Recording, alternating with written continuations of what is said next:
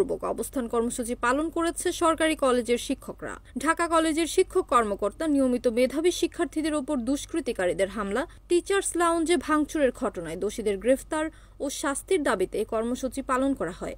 একই সাথে এই কর্মসূচি থেকে শিক্ষা ক্যাডারের স্বার্থ সংশ্লিষ্ট অন্যান্য দাবিও জানান কলেজ শিক্ষকরা।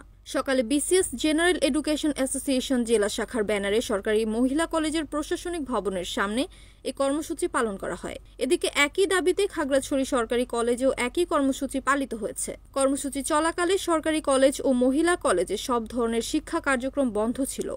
আজকের সর্বাত্মক কর্মবিরতি এবং কালব্যাজ ধারণের কর্মসূচির কারণ হলো গতকাল ঢাকা কলেজের শিক্ষক লাউঞ্জে কতিপয় দুষ্কৃতিকারী কর্তৃক শিক্ষকদের যে লাঞ্ছনা এবং ভাঙচুর করা তার প্রতিবাদে কর্মবিরতি। এটা আসলে গতকাল ঢাকা কলেজের ঘটে যাওয়া ঘটনাকে নিয়ে, সেখানে হচ্ছে যারা মেধাবী শিক্ষার্থী আছে ইন্টারমিডিয়েট পর্যায়ে তাদের উপর দুষ্কৃতিকারীরা হামলা করে এবং টিচার্স লাউঞ্জ ভাঙচুর করে এবং আমাদের সহকর্মীদেরও লাঞ্ছিত করে।